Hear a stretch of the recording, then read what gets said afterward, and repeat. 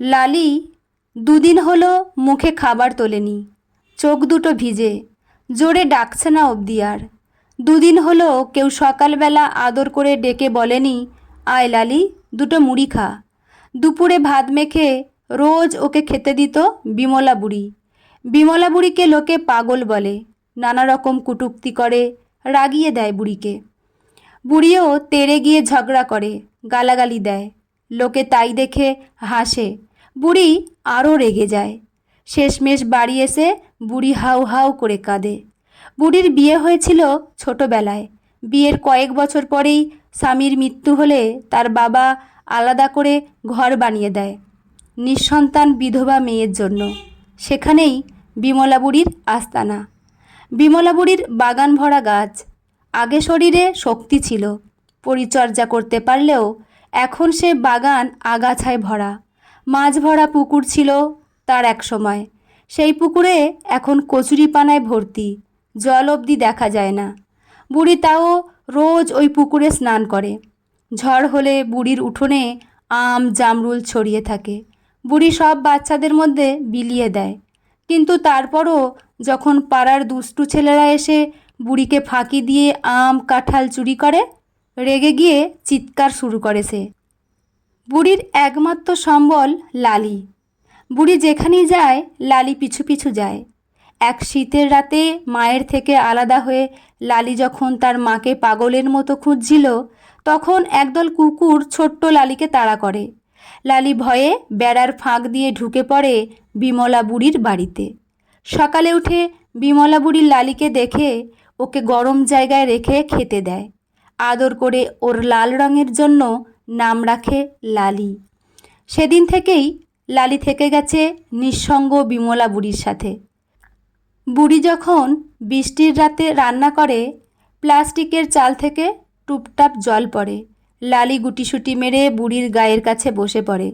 বুড়ি এক মনে বক বক করে যায় লালির সাথে, যেন লালি সব বোঝে।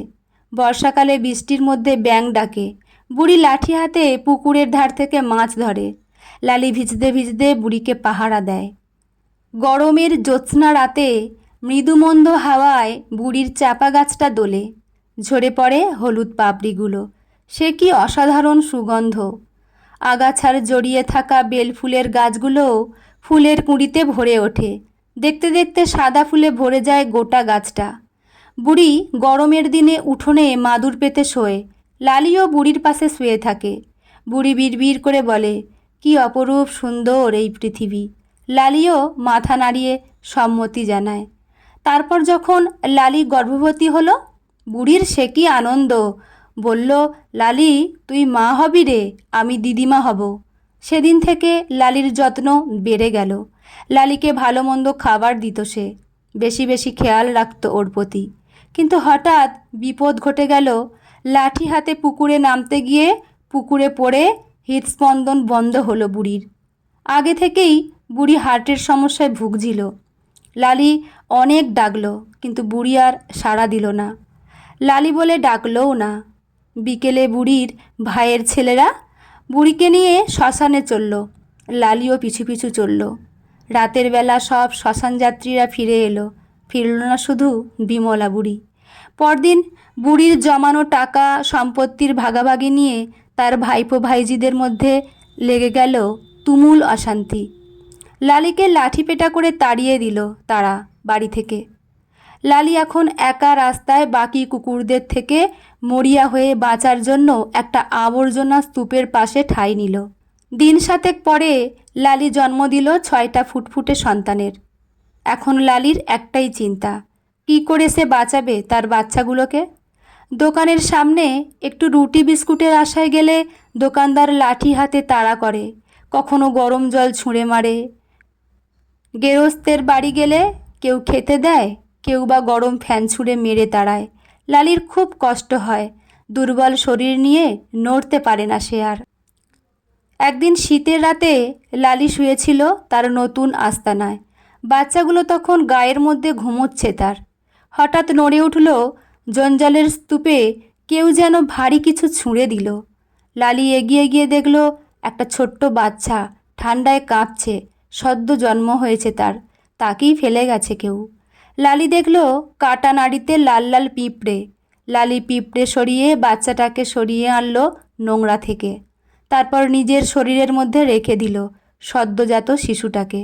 সারা রাত জেগে লালি পাহারা দিল 7টা বাচ্চার। সকালে উঠে কুকুরের কাছে বাচ্চা দেখে লোকে পুলিশে খবর দিল। কেউ কেউ ঢিল ছুঁড়ে লালিকে সরানোর চেষ্টা করলো, কিন্তু লালি সরল না। কিছু সময়ের মধ্যে পুলিশের গাড়ি পৌঁছেতেই থানার বড়বাবু দেখলেন একটা কুকুর ঢেকে রেখেছে মানুষের শিশু সন্তানকে। এখনও প্রাণ আছে বাচ্চাটার।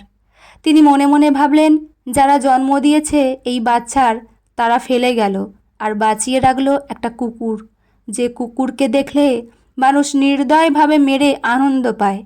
ওদের ছোট ছোট বাচ্চাগুলোকে অবধি মেরে ফেলতে দ্বিধা করে না। সেই কুকুর কিন্তু কখনোই বিশ্বস্ততা নষ্ট করে না। বাচ্চাটাকে হাসপাতালে নিয়ে যাওয়ার সময় সে কি চিৎকার লালির, যেন ওর বাচ্চাকে কেউ কেড়ে নিচ্ছে ওর থেকে।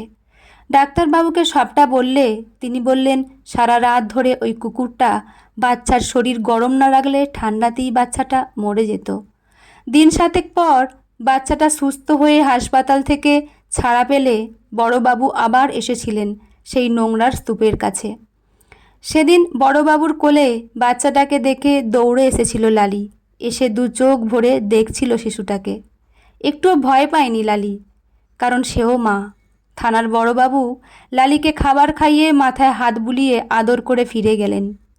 কুকুররা তাদের বিশ্বস্ততার প্রমাণ বারবার দিলেও মানুষের কারণে বহু কুকুর আঘাত পায়, গাড়ির তলায় চলে যায়, কারো হাত পা ভাঙে, এমনকি তাদের মৃত্যুর জন্য অনেকাংশে মানুষরাই দায়ী।